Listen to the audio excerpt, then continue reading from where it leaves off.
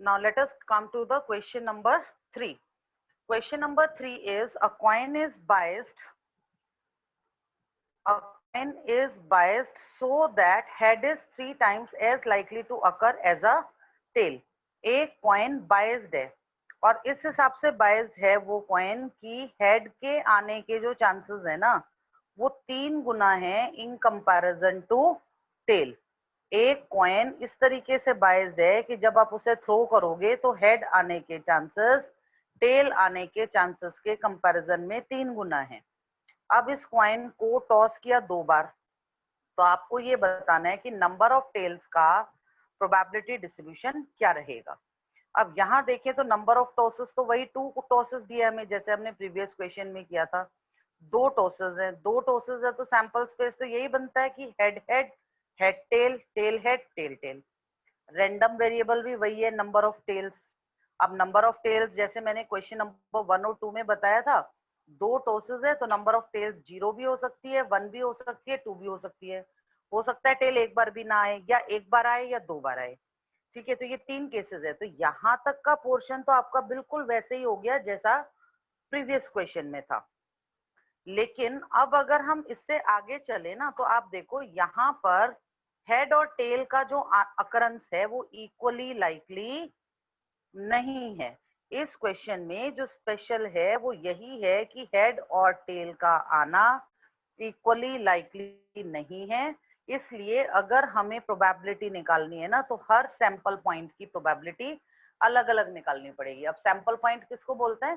Sample space के जो elements होते हैं they are known as sample points. तो हर सैंपल पॉइंट की प्रोबेबिलिटी जो है वो हमें अलग अलग लेनी पड़ेगी। अब यहाँ पर आप देखो कि ये कॉइन जो है ये बाइज्ड है और स्टेटमेंट के हिसाब से हमें क्या दिया कि हेड आने की जो प्रोबेबिलिटी है वो टेल आने की प्रोबेबिलिटी का 3 गुना है। लेकिन एक कॉइन में कोई भी कॉइन हो तो हेड की प्रोबेबिलिटी प्लस टेल की प्रोबेबिलिटी 1 होती है हमेशा। हेड और टेल के आने की प्रोबेबिलिटी का सम 1 होना चाहिए। अब अगर मैं पीएच को 3pt से रिप्लेस कर दूं, क्योंकि हमें क्या दिया कि हेड की प्रोबेबिलिटी टेल की प्रोबेबिलिटी की 3 गुना है, तो अगर हम इसे 3 टाइम्स pt से रिप्लेस कर दें तो 3 times probability of T plus probability of T 1 बन गया। हमारे पास आया 4 times probability of tail is 1, hence we can say that probability of tail is 1/4। अब टेल की प्रोबेबिलिटी 1/4 है तो हेड की कितनी हो जाएगी? हेड की प्रोबेबिलिटी टेल की प्रोबेबिलिटी की कितनी थी? The probability of head is 3 times probability of tail. तो अगर टेल की प्रोबेबिलिटी 1/4 आती है तो हेड की प्रोबेबिलिटी कितनी आ जाती है? 3/4 आ जाती है। ये वैल्यूज जो हैं हम यूज करेंगे इस क्वेश्चन में फर्दर कैलकुलेशंस करने के लिए। अब इसमें आगे बढ़ते हैं सॉल्यूशन पर। आप देखो जो पहला केस वो पहला केस किस चीज का है?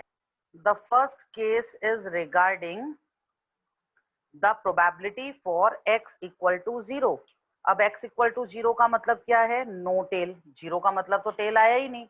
जब टेल आया ही नहीं तो दोनों बार क्या आया? हेड आया। तो we are going to find the probability of head into head. अब एच की प्रोबेबिलिटी निकालनी है तो इसे लिखेंगे पीएच इंटू पीएच। ठीक है, यहाँ इक्वली लाइकली आउटकम्स नहीं थे इसलिए आप एच की प्रोबेबिलिटी को 1/4 नहीं बोल सकते। आपको क्या करना पड़ेगा? हेड की प्रोबेबिलिटी ज्यादा है, टेल की प्रोबेबिलिटी कम है, इसलिए इंडिविजुअल कैलकुलेशंस करनी पड़ेंगी। तो प्रोबेबिलिटी ऑफ एच आया pH into pH. PH into pH का मतलब 3/4 इंटू 3/4 वो हो गया 9/60। ठीक है, ये पहली प्रोबेबिलिटी आ गई। जब आपको बोला probability for x equal to 1, 1 का मतलब एक हेड एक टेल, एक हेड एक टेल का मतलब एच टी और टी एच। तो ये क्या होना चाहिए? It should be probability of H T और का मतलब क्या हो गया? Plus probability of T H. ये चीज आ गई ना, probability of H T plus probability of T H. अब इंडिपेंडेंट इवेंट्स है ना हमारे पास, इसलिए प्रोबेबिलिटी ऑफ एच टी को तो लिखोगे P H into P T, probability of T H को लिखोगे P T into T H, P T into P H. अब जब हम वैल्यूज रखेंगे हेड की जगह 3/4, टेल की जगह 1/4, तो ये आपके पास प्रोडक्ट कितना आ जाएगा? हेड की 3/4 है, टेल की 1/4 है, तो ये बनेगा 3/4 इंटू 1/4 प्लस 1/4 इंटू 3/4 जो कि हो गया 6/16। दो आंसर्स आ गए आपके पास। अब हमें चाहिए probability for x is equal to 2। 2 का मतलब है दोनों टेल्स हैं, दोनों टेल्स हैं तो टीटी की प्रोबेबिलिटी। टीटी की probability means probability of first tail into probability of second tail. अब टेल की प्रोबेबिलिटी 1/4 थी तो ये आया 1/4 इंटू 1/4 दैट इज 1/16। ठीक है, तो तीनों प्रोबेबिलिटीज जो हैं इस तरीके से हमारे पास आ गई और इस हिसाब से हमारा प्रोबेबिलिटी डिस्ट्रीब्यूशन क्या हो गया। 0 पर आंसर था 9/16, 1 पर 6/16, 2 पर 1/16। तो 9/16, 6/16, 1/16 हमने रख दिया। आप चेक कर सकते हो तीनों प्रोबेबिलिटीज का सम कितना आ रहा है। और 6 15 और 1 16, 16/16 आ रहा है ना। 16/16 आने का मतलब हमारा क्वेश्चन बिल्कुल ओके जा रहा है और ये जो आंसर है ये बिल्कुल करेक्ट है। ठीक है, इस तरह से कैलकुलेशन करेंगे। तो यहाँ ये क्वेश्चन डिस्कस करने का पर्पस एक ही था कि बायस्ड कॉइन और अनबायस्ड कॉइन का जो सैंपल पॉइंट्स है वो सेम हो सकते हैं, लेकिन प्रोबेबिलिटी कैलकुलेशन का मेथड सेम नहीं होगा। जहां अनबायस्ड कॉइन के केस में हम एच को देख के सीधा 1/4 कह सकते हैं, HT2H को, HT और TH को सीधा 2/4 लिख सकते हैं। वो काम हम यहाँ नहीं कर सकते। यहाँ हमें हेड की प्रोबेबिलिटी अलग से रखनी पड़ेगी, टेल की अलग से रखनी पड़ेगी। हालांकि केसेस जो बन रहे हैं वो वही बन रहे हैं, वही HH आ रहा है, HTTH आ रहा है, TT आ रहा है, लेकिन प्रोबेबिलिटी कैलकुलेशन का जो मेथड है वो वेरी कर गया। तो ये पॉइंट जो है ये सबने याद रखना है। इसके बाद अब एक क्वेश्चन और बचता है लास्ट, उस क्वेश्चन को लेते हैं, फिर उसके बाद जो है हम इस क्लास को ओवर कर देंगे। अब ये जो लास्ट क्वेश्चन है it is related to the question of a die, pair of die से रिलेटेड है। 3-4 वैरायटी के क्वेश्चन आपकी बुक में है। एक तो कॉइन वाले क्वेश्चंस, फिर डाई वाले क्वेश्चन जिसमें सिंगल डाई का केस भी हो सकता है, double die pair of dice का केस भी हो सकता है। और इनके अलावा जो क्वेश्चंस आपकी बुक में है ना वो हैं ड्राइंग वाले, जैसे एक थैले में कुछ बॉल्स रखी हुई हैं, 2 बॉल्स को ड्रॉ किया, या कार्ड्स के एक पैक को रीशफल किया, उसमें से 3 कार्ड निकाल लिए, कभी विद रिप्लेसमेंट निकाले, कभी विदाउट रिप्लेसमेंट निकाले, डिफेक्टिव नॉन डिफेक्टिव आइटम्स एक थैले में है उसमें से कुछ निकाल लिया। तो ड्राइंग वाले केसेस हैं इसके अलावा। तो आज मैंने जो कवर किया ना प्रोबेबिलिटी डिस्ट्रीब्यूशन का, वो केस कवर किया जहां हम किसी चीज को ड्रॉ नहीं कर रहे। I have discussed only one case with you, throwing वाला, टॉसिंग वाला केस। फिर वो टॉस चाहे कॉइन का हो, चाहे वो टॉस सिंगल डाई का हो, चाहे वो टॉस पेयर ऑफ डाइस का हो। मैं पेयर ऑफ डाइस वाला क्वेश्चन आपसे डिस्कस कर रही हूँ। सिंपल एक सिंगल डाई वाला क्वेश्चन जो है ना वो तो आप बहुत आराम से आसानी से अपने आप भी कर सकते हो। तो पेयर ऑफ डाइस का एक क्वेश्चन है, question is find the probability distribution. किसका प्रोबेबिलिटी डिस्ट्रीब्यूशन फाइंड आउट करना है बेटा हमें? We need to find the probability distribution of number of times. ठीक है, हमें किस बात का प्रोबेबिलिटी डिस्ट्रीब्यूशन निकालना है? Number of times a total of 9 appears in 2 throws of a pair of dice. Dice के एक पेयर को हम थ्रो करें और डाइस के उस पेयर को थ्रो करने के बाद उसको अगर 2 बार थ्रो किया जाता है, मतलब पहले तो पेयर ऑफ डाइस को एक बार थ्रो किया, फिर उसी पेयर ऑफ डाइस को दोबारा थ्रो किया। आप इसको 4 थ्रोज नहीं मानोगे, थ्रो तो इंडिविजुअल माना जाएगा, पेयर ऑफ डाइस का माना जाएगा। पहले एक बार थ्रो किया, फिर उसको दोबारा थ्रो किया, और थ्रो करने के बाद जो चीज हमें नोटिस करनी है ना, वो हमने क्या नोटिस करनी है? हमने देखना है कि टोटल ऑफ 9 कितनी बार आता है। ठीक है, the question is regarding the appearance of total of 9। Total of 9 कितनी बार अपीयर होगा? किसमें? 2 थ्रोज में। किसके 2 थ्रोज में? पेयर ऑफ डाइस के। तो डाइस के एक पेयर को थ्रो किया, 2 बार थ्रो किया, दोनों बार टोटल ऑफ 9 आता है या एक बार आता है या नहीं आता है, इसके रिगार्डिंग हमें प्रोबेबिलिटी डिस्ट्रीब्यूशन बनाना है। अब देखो लूडो तो सभी खेलते हो, क्या जरूरी है हर बार थ्रो करने पर एक जैसा रिजल्ट आता है? कभी 7 भी मिलता होगा, कभी 8 भी मिलता होगा, कभी 9 भी मिलता होगा। हम टोटल ऑफ 9 में इंटरेस्टेड है। हमने डाइस के पेयर को थ्रो किया, हो सकता है टोटल ऑफ 9 आया हो, ये भी तो हो सकता है नहीं आया हो। फिर दोबारा थ्रो किया, दोबारा में आ भी सकता है, नहीं भी आ सकता।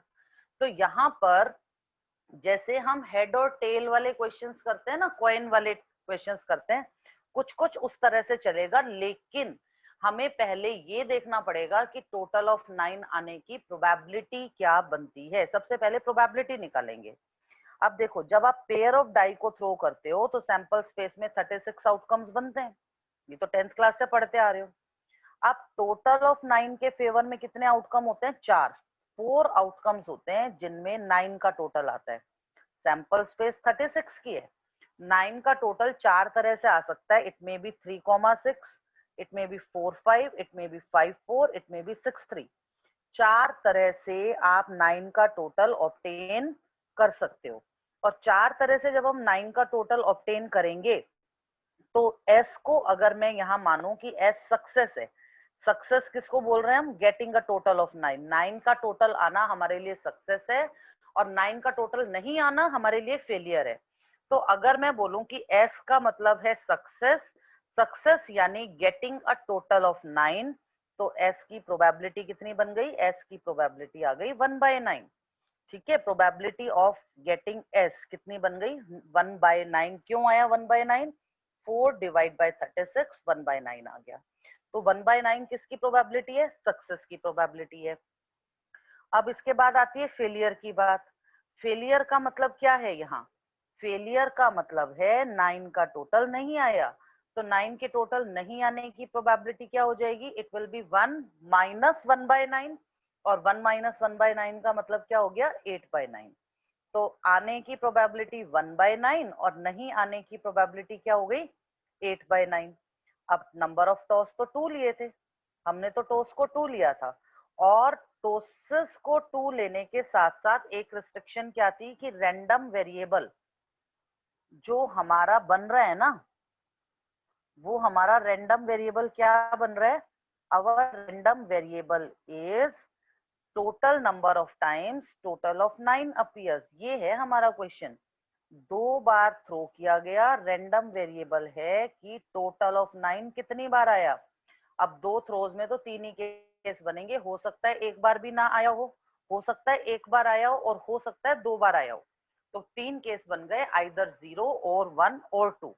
अब ये क्वेश्चन जैसे अभी मैंने अनबायस्ड कॉइन वाला बायस्ड कॉइन वाला कराया था ना, कि हेड की प्रोबेबिलिटी इतनी, टेल की प्रोबेबिलिटी इतनी, उसी पैटर्न पर चलेगा।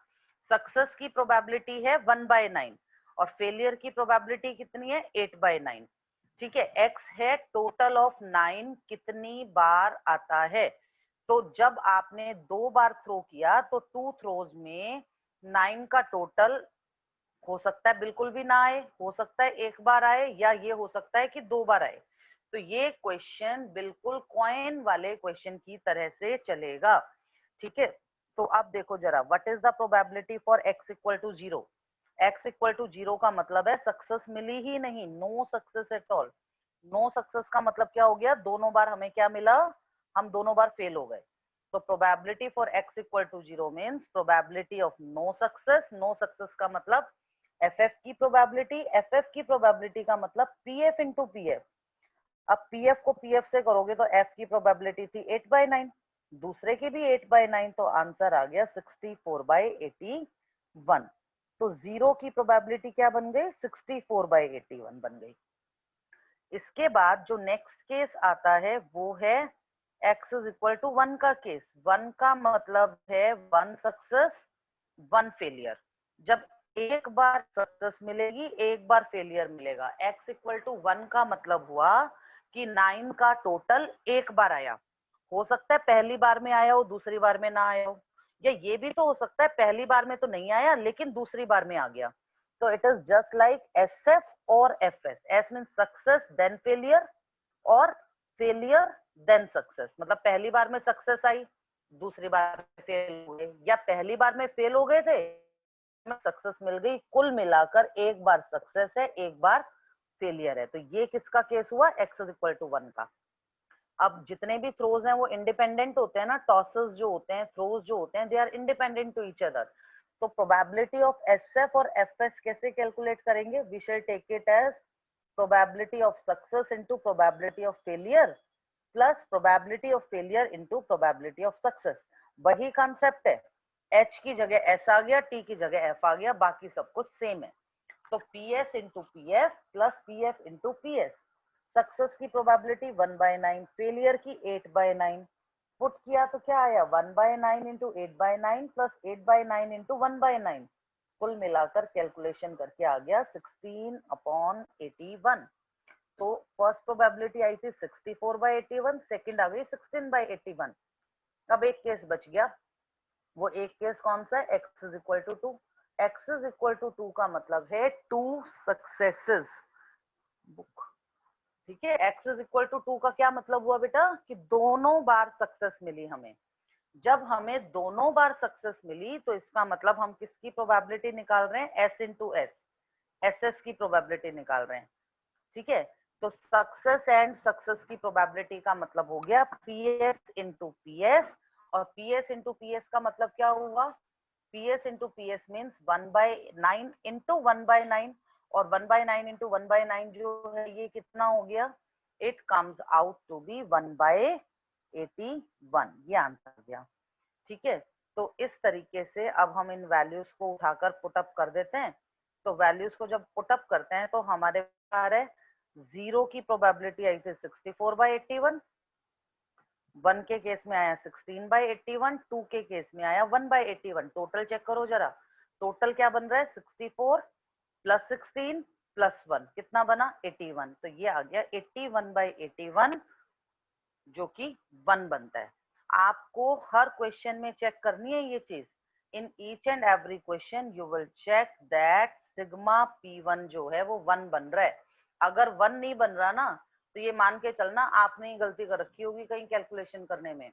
अगर आपने क्वेश्चन को बिल्कुल ठीक प्रोसीड किया है, सही सही चल रहे हो, तो आंसर तो 1 मिलेगा सभी तीनों प्रोबेबिलिटीज का। ठीक है, तो इसके साथ जो क्वेश्चन मुझे आज डिस्कस करना था ना, एक टाइप मैंने कवर कर दी, ये एक टाइप कवर करनी जरूरी थी बेटा। दूसरे सेक्शंस के कंपैरिजन में हम थोड़ा स्लो चल रहे हैं, दूसरी जगह इनवर्स ट्रिग्नोमेट्री स्टार्ट हो गई, इतना पीछे भी नहीं रहना ना हमने, तो इसलिए ये टॉपिक जो था ये मुझे आज हर हालत में कंप्लीट करना था। और इसके साथ जो है वो हमारा रैंडम वेरिएबल और प्रोबेबिलिटी डिस्ट्रीब्यूशन से रिलेटेड जो पहला कंसेप्ट है जिसमें टॉसेस या थ्रोज वाले क्वेश्चन आते हैं वो कल हो जाता है। अब जो कल का लेक्चर है, कल नहीं मंडे को जो क्लास आपकी लगेगी उसमें हम डिस्कस करेंगे ड्राइंग वाले क्वेश्चंस। ड्राइंग मींस कि हमने 2 बॉल्स निकाली, 3 बॉल्स निकाली, विद रिप्लेसमेंट निकाली या विदाउट रिप्लेसमेंट निकाली। अब बस वो वाले क्वेश्चंस रहते हैं, और क्वेश्चन नंबर 6 से लेकर क्वेश्चन नंबर 14 तक जितने भी क्वेश्चंस हैं ये सारे उसी टाइप के हैं, और उसके बाद एक न्यूमेरिकल टाइप है छोटी सी। तो ये सारा जो है हम कोशिश करेंगे कि मंडे, और मंडे नहीं तो एटलीस्ट ट्यूसडे तक तो हम इसे कंप्लीट कर लें। अब आती है बात होमवर्क की, तो the homework for today is question number 12 and question number 13। ठीक है, क्वेश्चन 12 और क्वेश्चन 13 बिल्कुल उसी पैटर्न पर होंगे जिस पैटर्न पर हमने क्वेश्चन नंबर 1 to 5 को किया है। So this is the homework for today. ठीक है, and with this we come to the end of this second lecture of today.